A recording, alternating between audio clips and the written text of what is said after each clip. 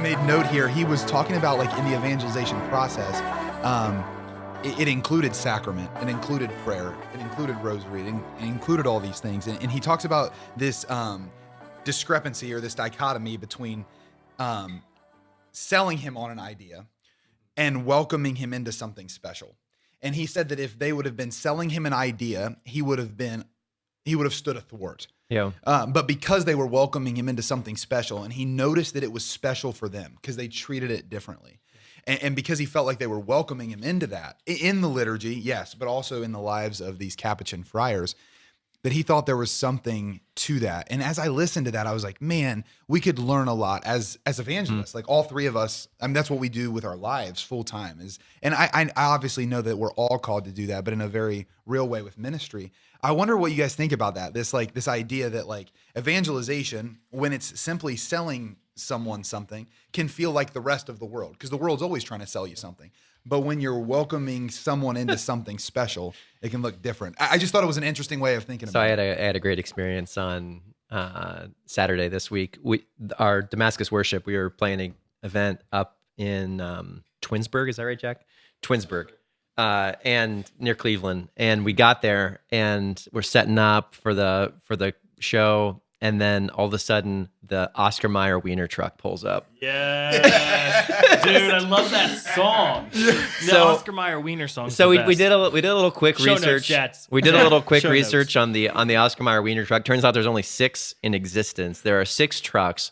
Their only purpose is to travel the country, maybe the world, evangelizing the good news of Oscar Meyer. It's amazing. So they don't sell food. It's not a hot dog stand. They merely drive around for the sake of brand awareness and joy. Wait, they do not have hot dogs? They don't have hot dogs. What? That was my thought. I was like, what? And this vehicle's sweet. It pulled up, and the girls were standing out in front. So I walked around back and snuck into the vehicle to like look around. It's like this beautiful posh RV type deal in a hot dog.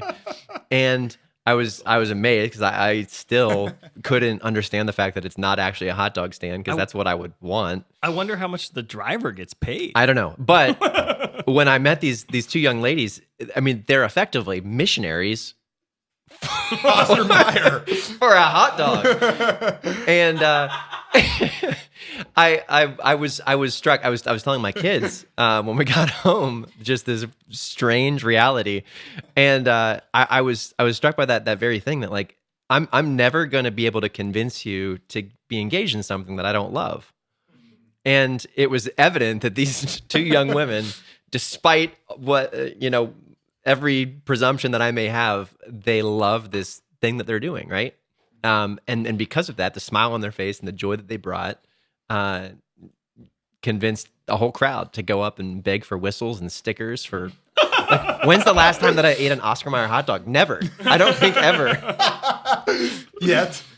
Now it's coming. Yeah. Next time you go to the store. But like, yeah, it's that invitation that in order to effectively evangelize, I have to love the thing that I'm talking about. Like, yeah. I can evangelize. I mean, I evangelize people all the time right now. Half of our staff is getting into this new book series we're talking about. Why? Because somebody loved it enough that they invited somebody else, and then that person fell in love to the point where now we're making it work because it brings us life. So yeah, if that's not our experience of faith, like there's a problem, right? Because ultimately, like I don't know, this isn't well thought out, but like our ability to evangelize is going to be contingent on our love that we have for the message, right? And when push comes to shove, and when we're facing our darkest hour, like that's going to be the thing that's put to the test. And my pursuit of faith has to be motivated from that place of love, a love that's pervasive. Oscar Mayer Wiener. Oscar Mayer Wieners. It was a great moment of faith. Well, and I think it's something like that. In that silly moment, you were welcomed into a lifestyle or into like into something, right? And that, going back to what you're saying, Brad, this idea of being welcomed into something versus being sold something. And I think that's really, when I heard you say that, I think I was challenged to think about when I go to speak in front of an entire high school, a Catholic high school, where you have 9th through 12th graders. They're pretty apathetic and agnostic, and they're somewhat open to listening because they're not in class right now. But it's one of the toughest crowds to speak in because you're in a high school gym and it's a big crowd, and you don't have any crowd, like you don't have anyone in the crowd really helping you. Sometimes the teachers aren't even really helping you out, and most of the time the teachers are, and it's just and it's challenging to say, how do you not simply try to sell the gospel to these like young people, but actually welcome them into a way of life. And it's really difficult to do that by yourself, like because there isn't a way of life by yourself. It's almost like there's something unique and distinct about, okay, Shia went to the Capuchins, and he became part of their community, and in that he was welcomed into this way of life, as opposed to me in front of 400 kids like trying to sell. But I think there is, like, in limitations, there is a way to present the gospel where it's like, listen, and you see Jesus doing this, where he said he's presenting an ulterior way to live, right? So he's not trying to sell, like, you're going to be the happiest person ever if you follow me, and everything's going to go your way, and you're going to make lots of money and all of this. And he's like, I'm giving you a different kind of life, and it's one where you die. You die to yourself. And if you throw your life away for others, you're going to discover what authentic life is. Yeah, well, and if you're selling something and you're a good salesman, you won't let the person say no. But like welcoming someone into something, it gives them the choice. And I think that's what can be hard as an evangelist sometimes, because I am making myself mockable whenever I welcome someone instead of sell them on something, because I'm actually like bleeding in front of them. And that's something that Shia actually talks about when he's acting. He says that that's what he thinks he's good at, is bleeding in front of people. And you're just like, here's my colors. Here's what it looks like. This is the life I live. And like, I was just literally thinking about the exact scenario you're talking about. If I'm giving a talk there, and I can give my heart there, but that can be challenging because I have a gift that I could give, or my heart that I can give, and you can give both. I'm not saying you can't, but a lot of times you can hide on that gift because it's like, I will be such a rhetorician right now. I'll be a great orator who gives you something you can't disagree with, right? But it's like, oh, but what if I like presented it with my gift, with a heart that says, let me welcome you into this. It was notable to me that Shia kept saying special. He's like really special. Like he emphasized it a couple times throughout the interview. And I'm like, yeah, because he picked up on that the Capuchins gave their entire life away for this thing. Like there's something special, and it drew him.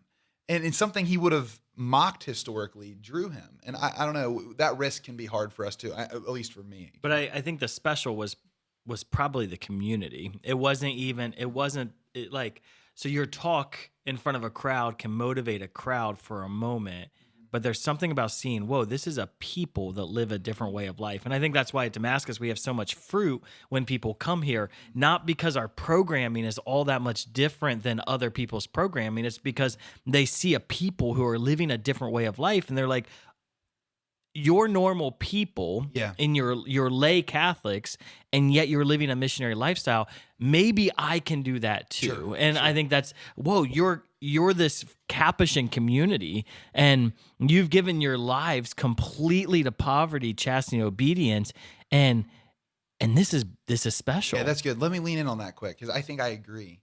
I think what I'm wrestling with is, we talk about being in a new apostolic age, because there's large pockets of the population that have rejected the gospel. And in the apostolic age, I do think that, let me preface with this. I think that what you're saying about community is actually the best way to evangelize and welcome people into something. But sometimes I think that you are going to be evangelizing a group, and you'll be the one standing for your community there. Like St. Thomas, who went to India, or like Francis Xavier, who went to Asia. And I wonder, like, is that just a unique call? Or is that like a person's ability to carry that koinonia, that communal spirit as an individual somewhere?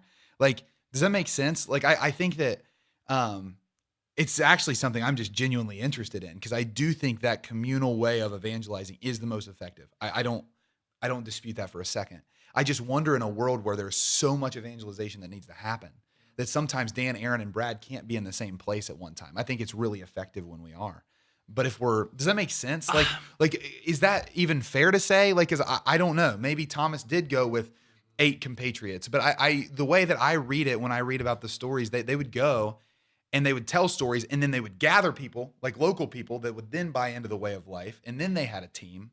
I don't know. I'm just curious. I mean, Jesus, he specifically teaches them to go out in pairs. So I guarantee they never went by themselves in the early church. And so I think that the 2 is probably critical. But then the role would be, as soon as we want to win a kingdom, a nation, let's form a community first and foremost. And so Francis, he forms a brotherhood, and that brotherhood starts winning people. I think you probably see, and even Jesus does this. Like, his first thing is to call people to himself, and then he ministers with the community of the 12. And so you don't, like, Jesus's methodology was communal ministry with, even though he was the evangelist, he was the prophet, he was everything. He was the fivefold incarnate. But he has the community of people who, if you will, they see their lifestyle too. So so Jesus is mendicant, but they are as well. Yeah. What do you think, Aaron? Yeah, I think that's awesome. I mean, when Jesus models for us what it's like to live the Christian life, I look to the Acts of the Apostles. It's one of my favorite verses when the Pharisees are really persecuting the new fresh apostles who are living. Even the Pharisees know, like, they go to the apostles and they say, we forbid you to preach this name, and then we forbid you to preach about this life, right? That it's the name and it's the lifestyle of the missionary that it has to be modeled. So I guess to put the 2 together, when we're on our own, let's let the witness to community be on our tongue. Yeah, let us appeal to that.